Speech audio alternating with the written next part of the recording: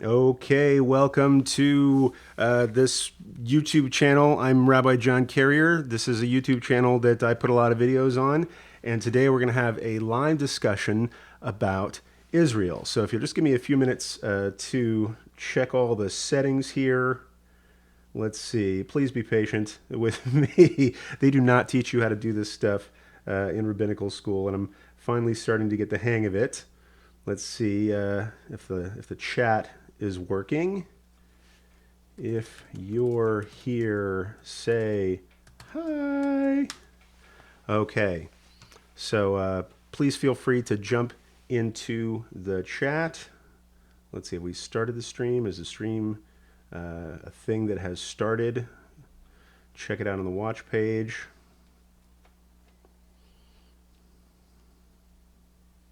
Let's see. Until very recently, I had had this listed as a private video instead of a public video. So I sent out the link, not knowing that it was private. Now it's public, and we've got a live one. We got somebody saying hello. We've got two people saying hello in the chat. So you know this stuff works. If you say hello to me, I will say hello to you.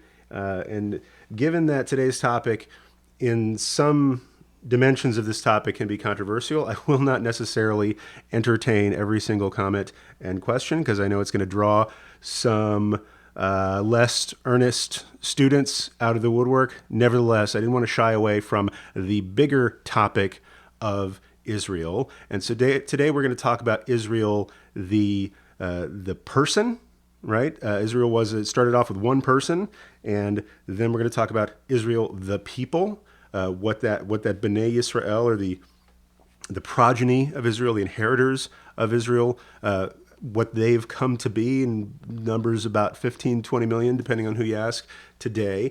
So we're going to talk about that people, how that people developed over the millennia, including all of our abundant diversity, right? So we're going to talk about the different ethnic groups that have come to occupy that space of Bnei Yisrael, Ashkenazi, Sephardi, Mizrahi, other groups, where they came from, how they represent in the world today. We'll also talk a little bit about the religious diversity of the people of Israel, right? That is the denominations. And a lot of people don't know this, but the major denominations we have today, for the most part, are only a couple of hundred years old. So we'll talk about that modern diversity and even some ancient diversity. At the time of the last big exile, about the year zero-ish, you could say there were like 5 different denominations of Judaism then too, and then most of them got wiped out, and the one that survived as a Jewish denomination is the Pharisees, who became what's known as Rabbinic Judaism, which is the kind of Judaism most practiced today. So we'll talk about the person, we'll talk about the people, and we're going to talk a little bit about the place, right? What Israel, Eretz Yisrael, the land of Israel, what space that has taken up in, excuse me, in the imagination, in the mindset, in the philosophy of the Jewish people from the very beginning, from the time of Avram Avinu, from the time of Abraham, our ancestor. Throughout our history, throughout the Torah, we're trying to get back to this promised land that was Eretz Yisrael, and then we've got periods of exile. In fact, most of our history has been a period of exile, and how we thought about Eretz Yisrael during that time, how we've always been sort of drawn to it, even though we literally, legally couldn't be there for most of our history, and then how that aspiration, that dream, evolved into Zionism in the later part of the 19th century and culminated in the establishment of Medinat Yisrael, the state of Israel, in the middle part of the 20th century to today. So if you're here to talk about the politics of contemporary Israel, the politics of Israel in contemporary America, what this politician said, what that politician said, that's not what we're going to talk about today. You can say your piece. If you want to throw something in the chat, go right ahead. I may not address it. If you want to have those kinds of conversations, I recommend Twitter as a great place for that, or other places where lots of different views are expressed today. We're going to zoom out to the big picture. so that Jew-curious students who are wanting to get to know Israel and the breadth of its history and the breadth of the diversity of the Jewish people today, that's what this lesson is about. So do me a favor, if you are here with me live on the chat, go ahead and type in where you're coming from. I love to see that. We always get people from exotic locales, from Cyprus to Fullerton, California. Not knocking Fullerton, it's a great place. There's a good seminary there, I've heard. So let's see who we've got coming in from where.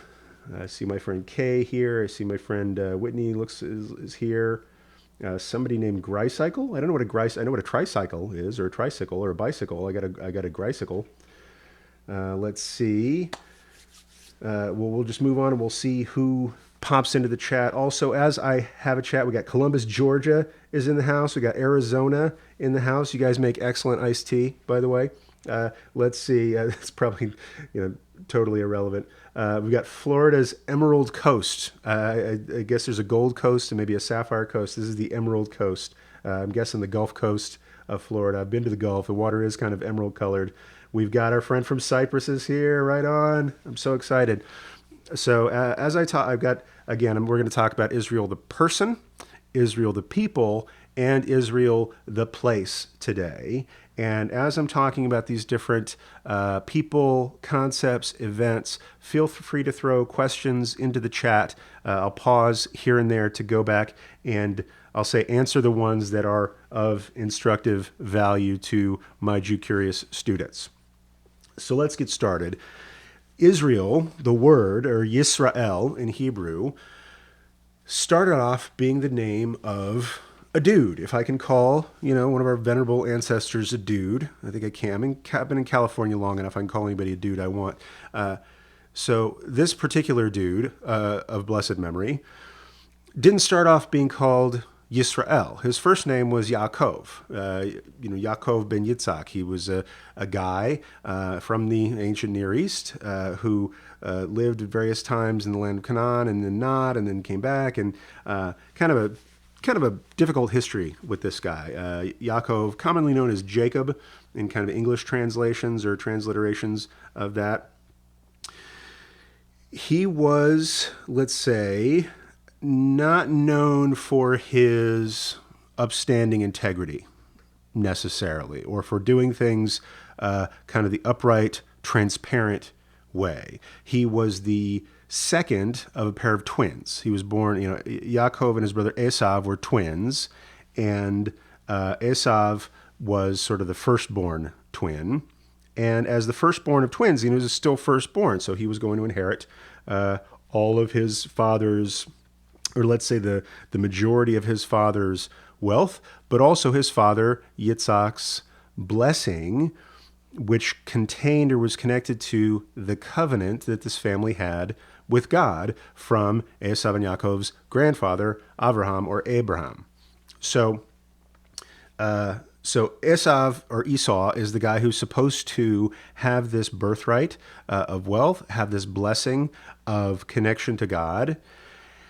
And after, a couple episodes, not sure how necessarily how people feel about this, because there seemed to be some duplicity involved. First, he tricked his brother out of his inheritance, and then he tricked his brother out of his blessing, or that connection to the covenant with God.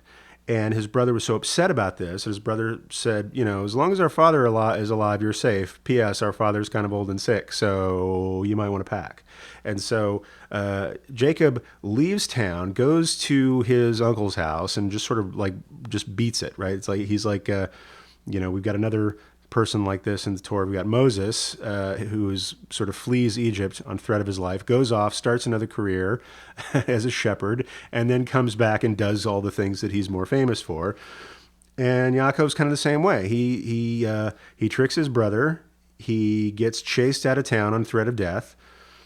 And then he goes and meets his beloved, and he goes and meets his beloved sister, and he marries both of those ladies, and then also gets with their handmaidens, as sort of concubines. And so he has, let's say, 4 baby mamas and 13 kids.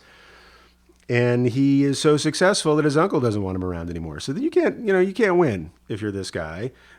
First, he tricks his brother and gets chased off. Then you could kind of say he tricked his uncle in the sense that he made a certain arrangement with his uncle on how he would get paid. He said, I just wanted the striped sheep, and or rather, he said, you could pay me by giving me any striped sheep that are born, or any sheep that are kind of different. I'll take those as my pay. And then sets up an arrangement whereby most of the sheep that are born have stripes, and this is like an anomaly. So, his uncle never saw this coming. But at the end of the day, Yaakov does very well for himself. His uncle's cheesed off, chases him out. So he's going back to the land where, when last we left his brother, some 20 some years before, the guy was threatening to kill him. So he's on his way back, but what are you going to do? He's going back to the land of his birth. He knows that his brother was like a tough guy back then. Who knows what his brother's gotten up to since then. So he takes his whole family, all his sheeps and camels and whatever, all of his wealth, all of his retinue. He's traveling back. He sends some scouts ahead, and there is his brother, according to the scouts, waiting for him with 400, what we might call in today's televised narrative, henchmen, right? We've got 400 guys with his brother. And Yaakov's a little freaked out by this.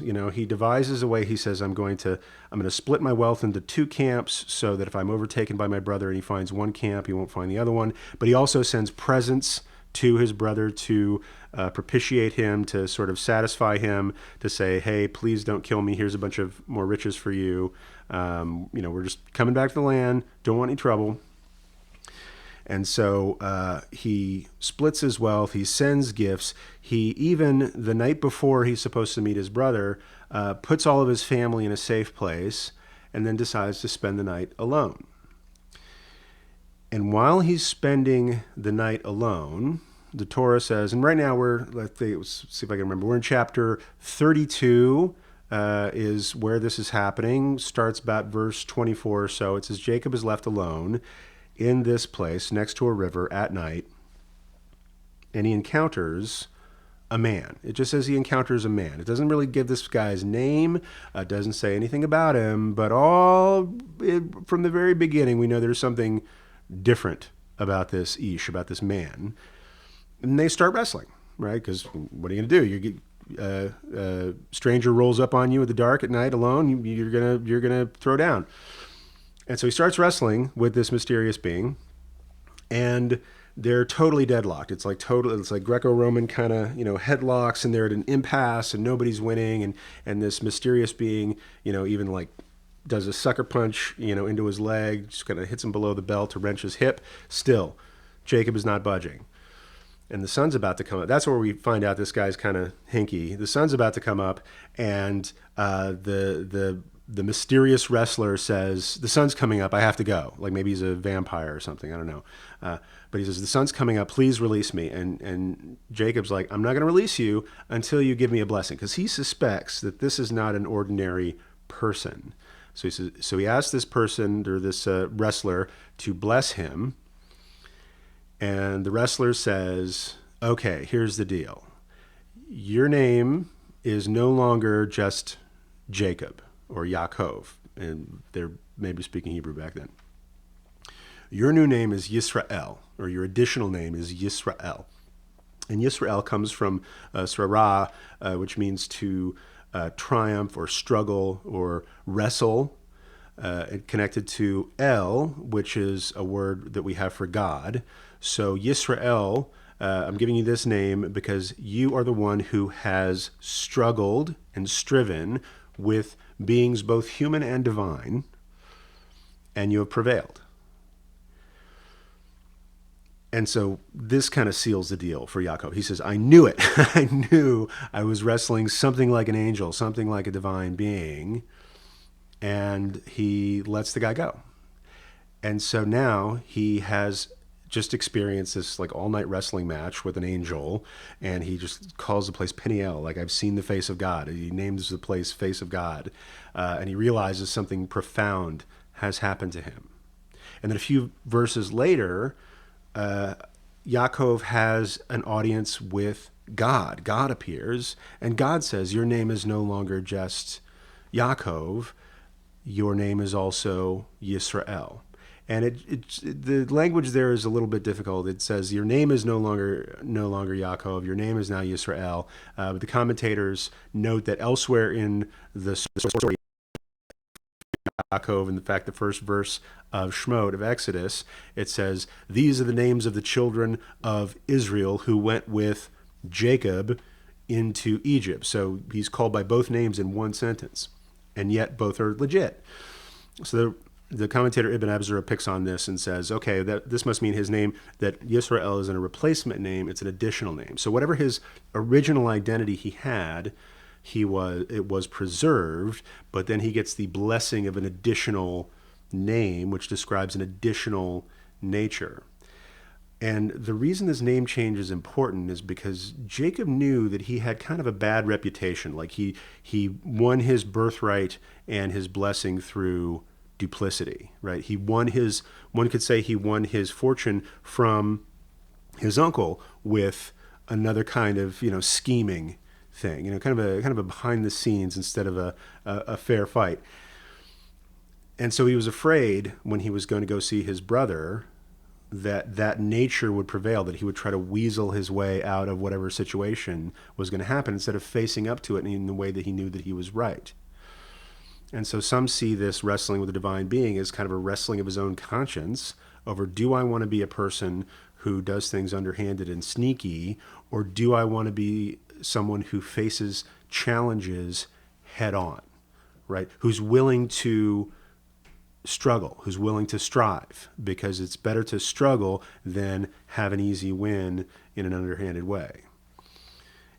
And so from that point forward, his name is his additional nature that triumphs over his original nature is that of struggling and striving. Doesn't mean he's always 100% with God, doesn't mean he's always 100% in agreement, or he's walking with God, but is willing to struggle, right? And from that point on in the Torah, especially starting with the beginning of Exodus, where it starts talking about us as a collective people, this one family goes into Egypt, and a whole people emerges. Like they counted the guys when they left Egypt, it was about 600,000 adult men, plus all the children men, plus all the women and children of all kinds. We're looking at like 1.2 million or a couple million people even.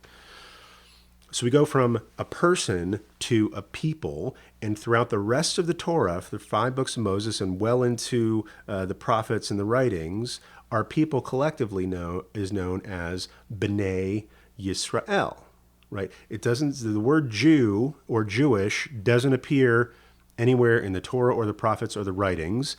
That's an anglicization of a Germanic translation of a Roman designation of Judeans for Judea, that part of the kingdom, that comes from Yehuda, from one of the sons of Jacob.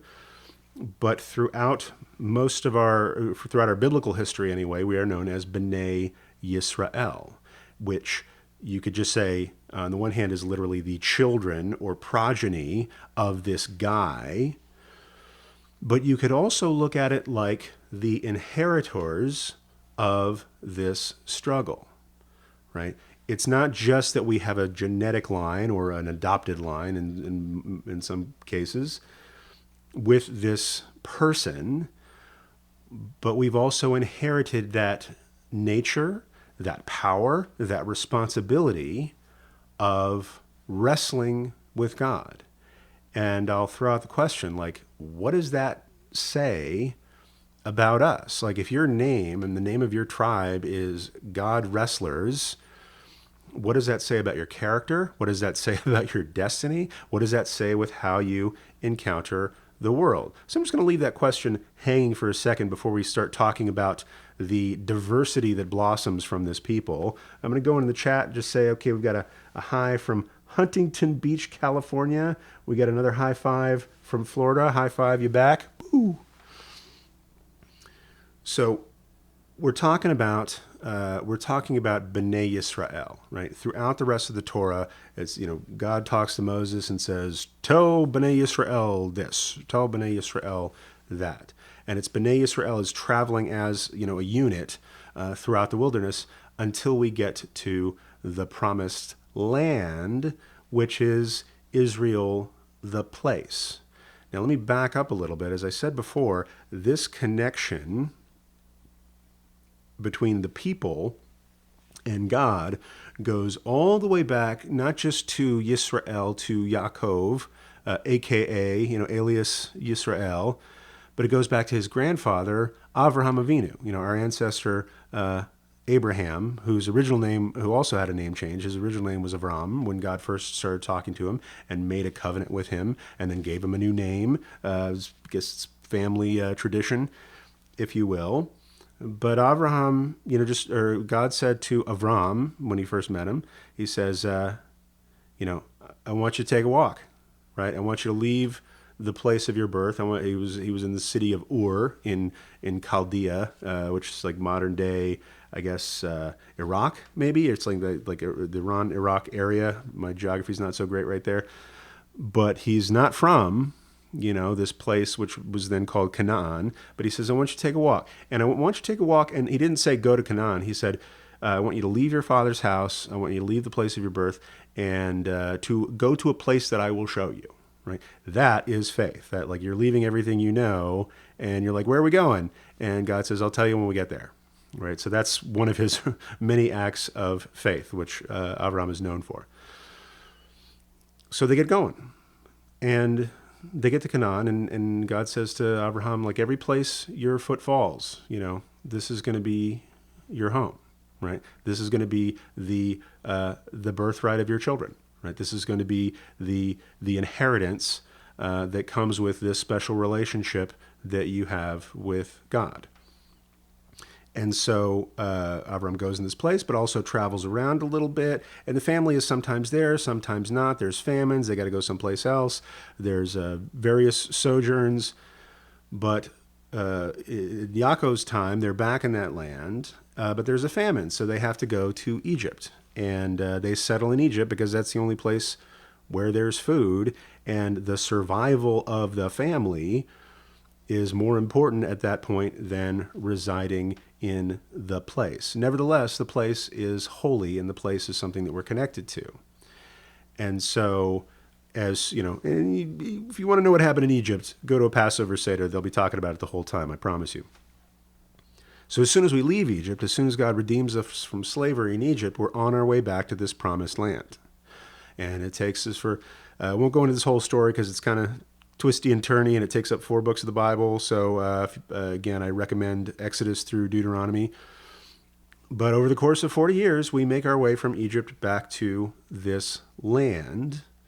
And then the book of Joshua or Yehoshua is about resettling this land. And the book of Judges is about how we kind of fumble it a little bit, and there's some infighting and things like that. But by the time we get to the King Saul, by the time we get to the King David, we finally have set up this land. We've kind of defended it against attackers and things like that. And for the first time, we have Jewish national sovereignty. And again, we're not really Jewish at that point because that name doesn't come until it's just talking about Judeans after all the tribes split up and things like that. But this Bnei Yisrael is self-governing, self-sustaining, self-defending in this place. And even during biblical times, there's sort of a minor exile that happens. We get exiled to Babylonia for about 50 years, and we get to come back. But even there, in that short exile, and we didn't know it was going to be short when it started, you start seeing psalms and songs of longing to return. There's a Faulkner novel called If I Forget Thee, Jerusalem, which comes from Psalm, I want to say 37. I could be wrong about that, or maybe it's 137.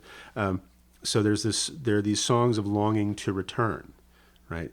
And then we're back, and it goes okay for a while until the year about 90 or so of the Common Era, when the Romans have been totally fed up. They decide, the Romans have come in, tried to clean house a little bit, try to maintain order, try to maintain this place as a part of the Roman Empire.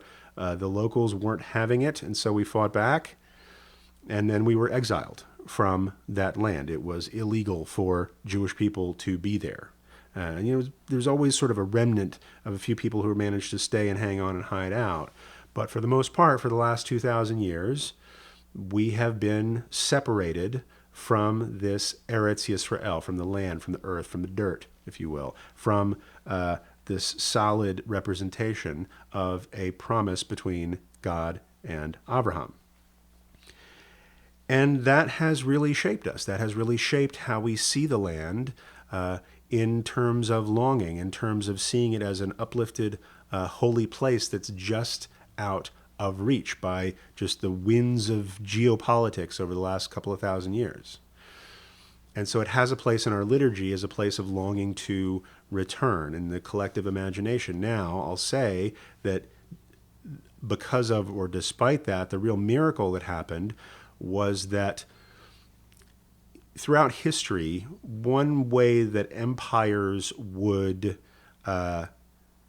consolidate their power when they took over a new area was to exile the people who were there and to displace them, because people felt such a deep connection to their own land, and even a religious connection to their own land, like our God only works in this square footage, that if you exile people, not only do you take away the home field advantage for them fighting back, but you also disconnect them from their culture, from their cuisine, from their language, scatter them among other peoples, and that way, whoever's taken the place doesn't have to worry about people fighting back.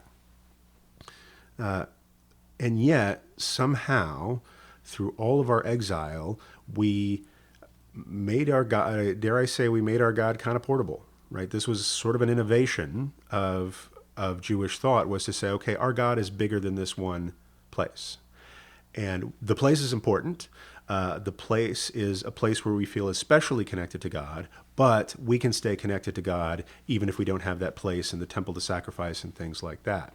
And this is one of the real triumphs of Jewish thought, Jewish culture, the Jewish religion, was to say that we can be B'nai Yisrael, or Am Yisrael, the people Israel, even when we are temporarily disconnected from Eretz Yisrael. Right. So we have, again, we'll go back to our person, Yaakov Avinu, the God wrestler, the people that came from him and joined the party over the course of years, of people who joined that family through marriage or through conversion or through adoption, or however you have it. We're still all connected to Am Yisrael, and our journey to back and forth between this Eretz Yisrael, this place, right? And how that place has informed our thought. In the Middle Ages, there was a philosopher and poet, Yehuda Halevi, who said, even though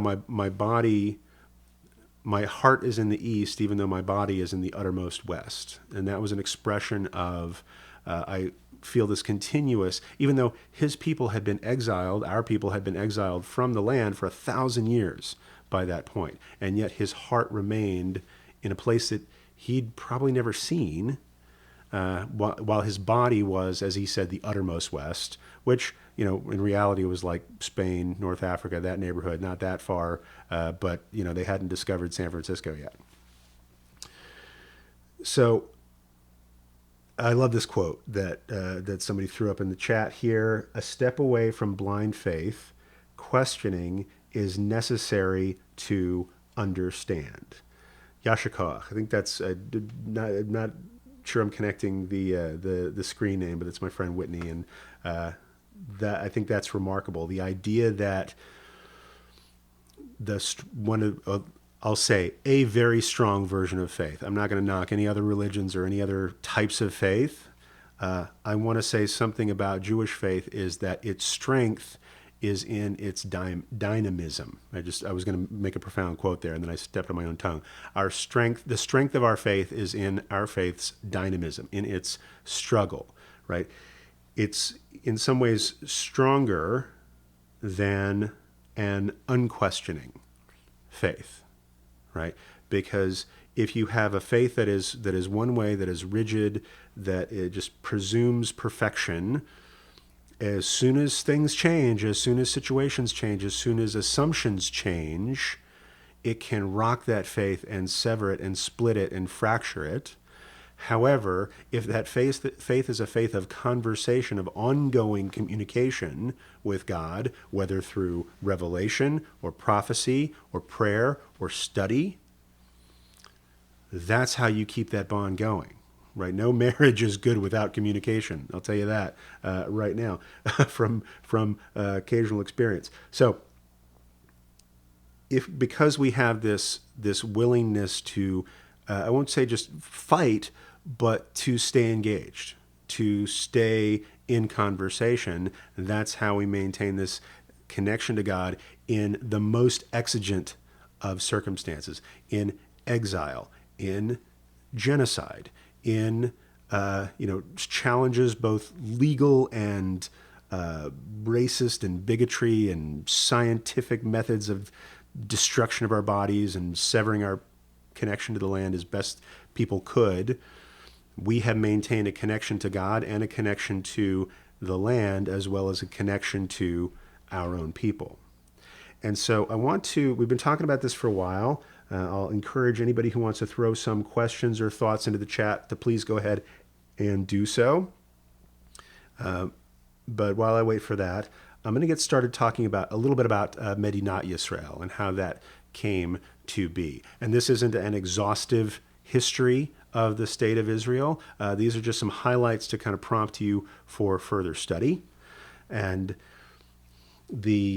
I'll say the big move that bore fruit, that culminated in the creation of the modern state of Israel, actually started from, let's say, from some very non-Jewish places, in the sense that the soil that it grew out of was this emerging sense of nationalism in Europe in the late, let's say, 18th century and really most of the 19th century.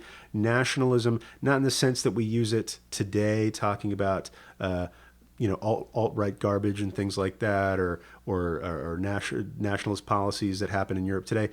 But more this emerging philosophy of nationalism that, like, nations should exist, that really kind of came into its own in the 19th century, right? When you think of the modern states within Europe, like France and Germany and Italy and a whole bunch of other ones, I'm just going to use France and Germany and Italy as examples for much of the history of Europe up to, let's say, the end of the 18th century. These countries were all sort of loose. They weren't even really countries. I mean, they were territories that were full of multiple principalities and things like that, little kingdoms and fiefdoms and separate entities, each of which had their own king, and some of those kings reported up to a king of kings. If that sounds a little bit religious, and I've heard king of kings used a lot in religious settings. My favorite is in Jewish liturgy. It often comes out as king of kings of kings. Like God, there's kings, and then there's kings of kings, right? Who might one king that rules over a bunch of kings, and then God is the king of that, right? Goes one step further. But in any case, Europe was scattered into these little principalities, and then people started to get the idea, like, hey, you may be in Burgundy and I may be in Normandy, and I'm just naming wines I know, really.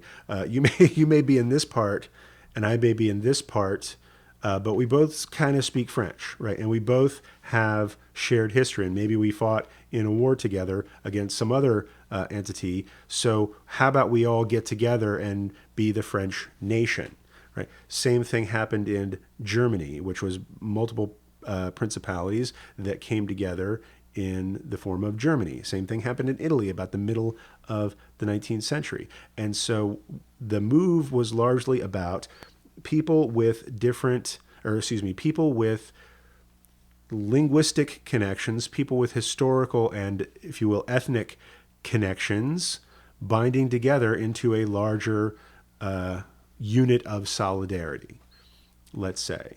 right? And this was sweeping Europe, including many of the, and then there were Jewish people in all those parts.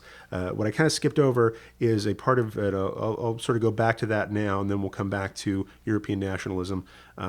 But during this exile of a couple of thousand years, the Jewish people scattered all over the place, right? We weren't allowed to go to Rome, but we spread out wherever we could, basically feed ourselves and find a place to settle down. We'll say three of the major groups that kind of emerged out of this. There were some Jews who didn't go that far away. They kind of settled in the Middle East. And today these are known as sort of the Mizrahi Jews who come from places like Iran and Iraq and Yemen. Other Jews of sort of the Middle East are called the Mizrahi Jews. And then some Jews spread to, let's say, around the Mediterranean basin from Israel, around the Mediterranean, settled in places like southern Europe, like Spain and Italy and North Africa and Morocco and Algeria and Egypt and places like that. These were the Sephardi Jews. And their customs, their cuisine, various modes of life picked up elements of local culture. So the Sephardi, for example, developed in this sort of hybrid language of Ladino, which is something akin to a combination between, this is a gross oversimplification, between Spanish and Hebrew. These were the Sephardi Jews, and their food's traditionally a little bit spicier because food's typically spicier in that part of the world. And then there was another group of Jews who went into kind of Western Europe and Eastern Europe and Northern Europe, colder places, let's say, and these became the Ashkenazim, or the Ashkenazi Jews. And they developed also a different, sort of a linguistic drift into a kind of language that had sort of Germanic roots, but also blended in Hebrew writing systems and Hebrew vocabulary, which now today is most expressed in the Yiddish language. So, and the Mizrahi had sort of a Judeo-Arabic hybrid language as well, and that survived in parts of the Sephardic world as well. So, largely among the Ashkenazi Jews who were present in Europe, they begin to see these trends of nationalism, of people with a common language, a common religion, a common heritage, binding together into a new unit of self-defense and self-determination. Around, let's say, the end of the 19th century, in one of these brand new countries called France, by then it was almost 100 years old, there's a young reporter from an Austrian newspaper covering a news event called the Dreyfus Affair. And the Dreyfus Affair was, there was some sort of crime that happened, and there was a military officer in the French army whose name was Dreyfus, was accused of the crime. But it was sort of obvious to everybody that he was being singled out and persecuted because he was Jewish. So even though, he grew up in France, he fought in the French army, he was still singled out because he was Jewish and made kind of a scapegoat. We invented that word, by the way. Look at Leviticus. He became a scapegoat of this trial, and this young reporter named Theodor Herzl says, this isn't right. And he starts talking to other people who said, okay, all these other linguistic, ethnic, cultural, religious groups are putting together their own countries. We Jewish people don't have a country of our own. I just don't know if I mentioned Herzl was Jewish, by the way. We don't have a place of our own that we can bind together, bring all of our people together, be safe, or at least have a place from which to defend ourselves and determine our own future. And so they began to have these conferences, these conventions, these Zionist congresses, if you will. And the word Zionism comes from Zion, or Zion, which was a name for in particular Jerusalem, but the sort of the Holy Land in general. And they thought of different locations, they thought of different flags, they thought of different operating principles altogether. But at the end, they agreed that this place should be in the promised land of our people. Right? They said we need to have a self-determined, self-defending, self-organized state in the Holy Land. And they worked for it, and they fought for it, and various people said no for various reasons. There was the British Mandate that happened there. Again, I'm not going to do an exhaustive history of the whole era, but a culminating event was in the late 1940s, after the world became aware of the horrors of the Holocaust. Not just because of that, but the earth, the world was beginning to understand exactly what the logical conclusion of Jewish persecution and Jewish non-self-determination, what that could culminate in. At last, we had the will of the UN to assent to a Jewish homeland in what is part of the area of Eretz Yisrael, and we founded Medinat Yisrael in 1948. Right, it goes from being a particular patch of earth that also has religious significance and cultural significance into a geopolitical entity by vote of the United Nations and by a declaration of the founding of the state by the Jewish people. And so that's where the modern state of Israel comes. And I want to distinguish between terms. We have Yisrael, again, the person. We have Am Yisrael, or Bnei Yisrael, the people, right? The people who have inherited this nature of wrestling and staying in conversation with God. We have Eretz Yisrael, which is the place, right? As distinct from the people or the person, we have the place. And then the fourth idea is Medinat Yisrael. Medina is state, or a geopolitical entity that is sort of agreed upon by treaties, agreements of nations, sometimes won in battle, and peace treaties and things like that. But a state itself is not its dirt and it's not its people. A state is a geopolitical construct, albeit a very compelling one. And so now we've gone from a person to a people to a place to a state. And that state is, sort of governed by the laws of statehood, of other states, of having to defend itself, having to get along with neighbors, having to govern its internal inhabitants fairly, right? Having to govern its internal inhabitants democratically. Right? And so that's how we got from a person to a state by way of a place and a people. And I hope that this gives you sort of an overview of the word Yisrael. And as I've taught in kind of other contexts, a word can mean a lot of different things. I taught in the Jew Curious School and also on this YouTube channel that the word Torah can have multiple meanings, right? The word Torah can be talking about 5 books of Moses, right? It could just be those first 5 books of the Bible. It could be all of Scripture. It could be all of Scripture plus commentary plus law codes, anything related to this original revelation.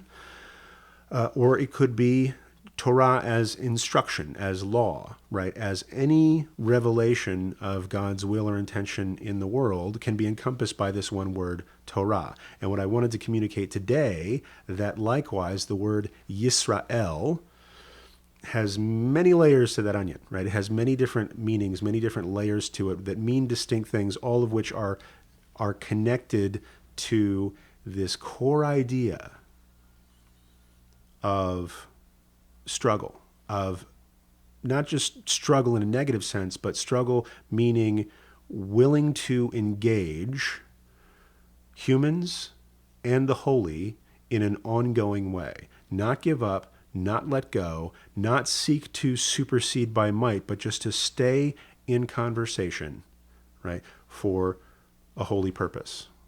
And so that's what I wanted to teach about Yisrael today. There are lots of other things being talked about Yisrael right now, usually about Medinat Yisrael, current political climate in Israel, in America, all over the world. People have very strong feelings about that. And go to Twitter. If you don't believe me, or go to Facebook and things like that, or talk to people of different opinions. You will find that people have vastly different opinions about most of the things that I've said today. But I wanted to give you a grounding in the history, the philosophy, the sociology, the anthropology, the connection we have to this word, to this people, to this place, to this state, as a jumping off point for future learning together. Just before we conclude, I'll say that this was, we've been talking for about 45 minutes now. This is a taste of a class that we are going to be doing in the Jew Curious School over the next, let's say, 3 weeks, or it's 4 classes. It starts today, this afternoon, 4:30 Pacific time, which means 7:30 Eastern time.